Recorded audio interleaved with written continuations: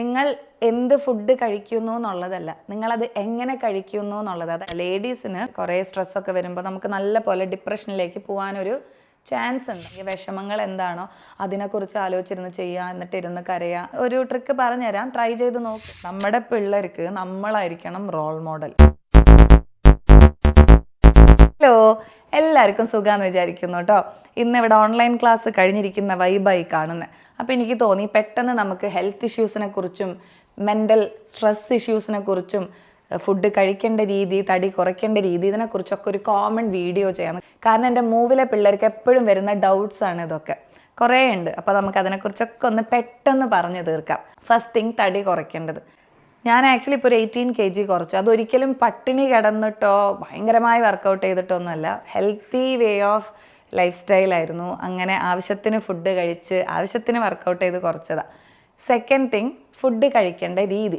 നിങ്ങൾ എന്ത് ഫുഡ് കഴിക്കുന്നു എന്നുള്ളതല്ല, നിങ്ങളത് എങ്ങനെ കഴിക്കുന്നു എന്നുള്ളത്. അതായത് ഡിസിപ്ലിൻ വേണം. ഫുഡ് കഴിക്കുന്ന രീതിക്ക് ഒരു ഡിസിപ്ലിൻ കൊണ്ടുവരാൻ നോക്കുക.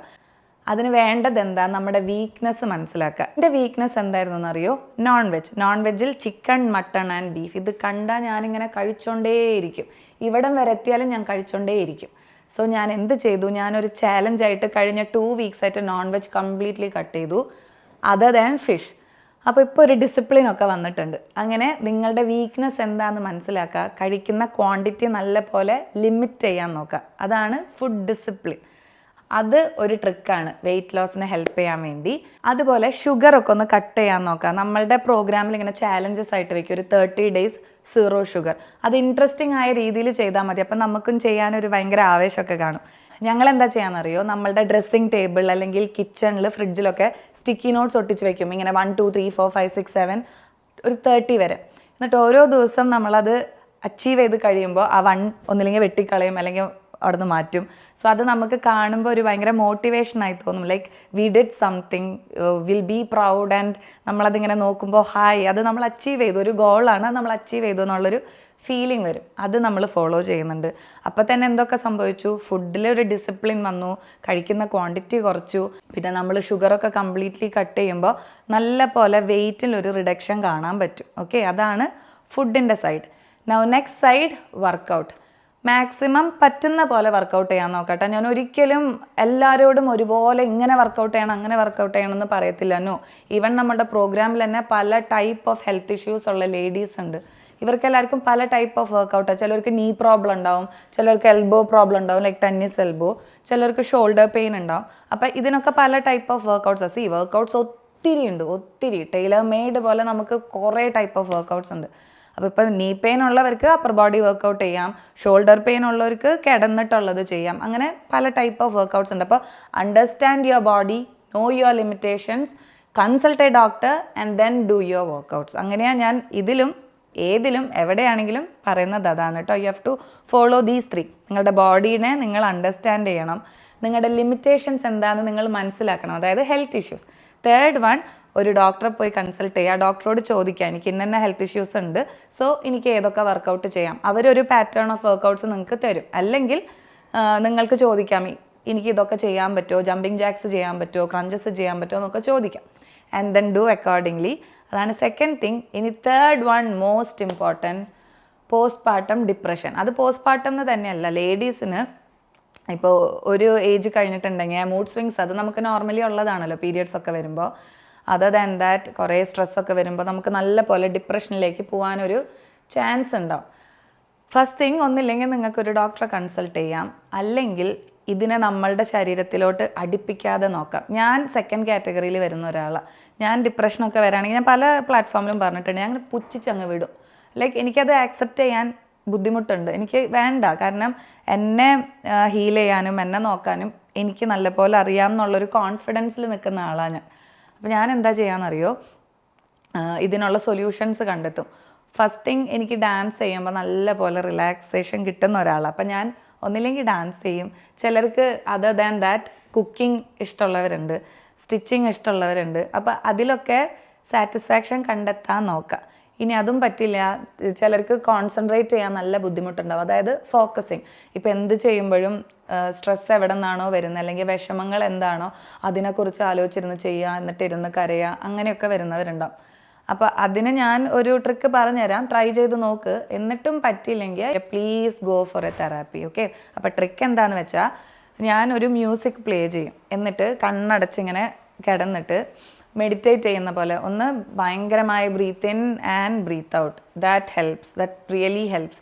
അപ്പോൾ ചിലർക്ക് അവിടെ വരുന്ന ഇഷ്യൂ എന്താണെന്ന് വെച്ചാൽ ഫോക്കസ് ചെയ്യാൻ പറ്റില്ല, കാരണം പല പല thoughts will come in and go. അപ്പോൾ let it come. Negative thoughts ആണെങ്കിൽ മാത്രം സ്റ്റോപ്പ് ചെയ്യുക, പോസിറ്റീവ് തോട്ട്സ് ആണെങ്കിൽ ലെറ്റ് ഇറ്റ് കം, കണ്ടിന്യൂ ചെയ്യുക. ഇനി തീരെ ഫോക്കസ് ചെയ്യാൻ പറ്റില്ലെങ്കിൽ പിന്നെ ഞാൻ ഈവൺ എൻ്റെ സ്റ്റുഡൻസിനെയും ചെയ്യിപ്പിക്കുന്നത് അത് തന്നെയാണ്. ബീച്ചിലെ വോയിസ് കിട്ടും ഇൻ യൂട്യൂബ്. ബീച്ച് സൗണ്ട് അല്ലെങ്കിൽ ബീച്ച് നോയ്സ് എന്നൊക്കെ ടൈപ്പ് ചെയ്തിട്ടുണ്ടെങ്കിൽ you will get 1 hour of beach music. അതായത് ബീച്ചിൻ്റെ വേവ്സിൻ്റെ മ്യൂസിക്കും സൗണ്ടൊക്കെ വരും. അത് പ്ലേ ചെയ്യാം. എവിടെയെങ്കിലും ഇങ്ങനെ കണ്ണടച്ച് ഇങ്ങനെ കിടക്കാം. ഞാനിതാ ചെയ്യുക. എനിക്ക് ഭയങ്കര സ്ട്രെസ്സ് വരുമ്പോൾ ഐ വിൽ ഗോ എവിടെയെങ്കിലും ചാരി ഇങ്ങനെ കിടക്കും, ആ മ്യൂസിക് പ്ലേ ചെയ്യും. എന്നിട്ട് ഞാൻ ബീച്ചിൽ പോണത് ഞാൻ ഇമാജിൻ ചെയ്യും നല്ല പോലെ. അപ്പോൾ നമ്മൾ തോട്ട്സ് ഉണ്ടാക്കിയെടുക്കുമ്പോൾ മാക്സിമം ഒരു സോളോ തോട്ട്സ് ആക്കാൻ നോക്കുക. അത് നമ്മൾ മാത്രം. ചിലരെന്താണെന്ന് വെച്ചാൽ കുടുംബക്കാരെയും നാട്ടുകാരെയും ഒക്കെ ആ തോട്ട്സിലേക്ക് കൊണ്ടുവരാൻ നോക്കും. എന്നിട്ടൊരു ഹാപ്പി ട്രിപ്പായിരിക്കും നിങ്ങൾ ഉദ്ദേശിക്കുന്നത്. Please don't. അതിൻ്റെ ആവശ്യമില്ല. ഈ ഇമാജിനേഷൻ എന്ന് പറയുമ്പോൾ നമ്മളുടെ ഒരു ഡ്രീം പോലെ, ആ ഡ്രീമിലെങ്കിലും നിങ്ങൾ മാത്രം ഭയങ്കര ഹാപ്പി ആയിട്ട് ഒരു ബീച്ചിൽ പോകുന്ന ആ ഒരു ഫീലാണ് കിട്ടേണ്ടത്. ഓക്കെ. അപ്പോൾ ഞാൻ എന്താ ചെയ്യാന്ന് വെച്ചാൽ ഇങ്ങനെ കിടക്കും, എന്നിട്ട് ഞാനിങ്ങനെ ഇമാജിൻ ചെയ്യും. അപ്പോൾ നമ്മൾ നേരിടുന്ന പ്രശ്നം എന്താ, നമ്മളുടെ ഉള്ളിലേക്ക് പല പല സ്ട്രെസ് തോട്ട്സും സങ്കടങ്ങളൊക്കെ കയറി വരും അല്ലേ. അപ്പോൾ അതിനെ ഫോക്കസ് ചെയ്യാൻ ഞാൻ എന്താ ചെയ്യാന്ന് വെച്ചാൽ ഇങ്ങനെ കണ്ണടച്ച് കിടന്നിട്ട് ആ ബീച്ചിൻ്റെ സൗണ്ടിലേക്ക് ഇങ്ങനെ ഭയങ്കര ഡീപ്പായിട്ട് അതിനെപ്പറ്റി ചിന്തിക്കാൻ തുടങ്ങും. എന്നിട്ട് പിന്നെ ഞാൻ പതുക്കെ ബീച്ചിൽ വെള്ളത്തിൽ ഇറങ്ങുന്നതും ആ വെള്ളം ഇങ്ങനെ പതുക്കെ ടച്ച് ചെയ്യുന്നതും അവിടെ കാണുന്ന ശംഖ് എടുക്കുന്നു, മണ്ണ് തൊടുന്നു, ഇതൊക്കെ ഭയങ്കര സ്ലോലി ഞാൻ ഇമാജിൻ ചെയ്യും. അപ്പോൾ എനിക്ക് നല്ല പോലെ ഫോക്കസിങ് ചെയ്യാൻ പറ്റും. ഓക്കെ, ഞാനിത് ചെയ്യുന്നു, അത് ചെയ്യുന്നു, ഇത് ചെയ്യുന്നു. അപ്പോൾ ഇതിൽ വേറെ തോട്ട്സ് വരുന്നില്ല, അങ്ങനെ വരും. നെക്സ്റ്റ് സ്റ്റെപ്പ്, ഇത് തന്നെ ഒന്നും കൂടെ ഇമാജിൻ ചെയ്യുക. But for the second time ഭയങ്കര ഹാപ്പി ആയിട്ട് ചിന്തിക്കുക. ലൈക്ക് നമ്മൾ ബീച്ചിലോട്ട് ഇറങ്ങി, കാലിൽ ആ വെള്ളം തട്ടി, പതുക്കെ ബീച്ചിലെ വെള്ളം ഇങ്ങനെ കൈ കൊണ്ട് ഇങ്ങനെ തട്ടിക്കളിച്ചു. പിന്നെ മണ്ണ് പതുക്കെ എടുത്തു, ആ മണ്ണ് ഫീൽ ചെയ്യുക. ലൈക്ക് ശംഖ് ഉണ്ടെങ്കിൽ അത് ഫീൽ ചെയ്യുക. ബീച്ചിലെ വെള്ളത്തിൽ ഇങ്ങനെ നടക്കുക. And then start hugging your self. Like ഇങ്ങനെ ഹഗ് ചെയ്തിട്ട് ആ ബീച്ചിൽ നടക്കുക. ഇതിപ്പോൾ ഞാനിങ്ങനെ ഡെമോ കാണിച്ചു തരുമ്പോൾ നിങ്ങൾക്ക് തോന്നുന്നത് എന്ത് പ്രാന്തായി പറയുന്നത്. ബട്ട് ട്രസ്റ്റ് മീ, ഇത് ഒരിക്കലെങ്കിലും നിങ്ങളൊന്ന് ട്രൈ ചെയ്യണം കേട്ടോ. It's actually too good. ഭയങ്കര സ്ട്രെസ്സ് വന്നിരിക്കുന്ന സമയത്ത് യു മസ്റ്റ് ട്രൈ ദിസ്.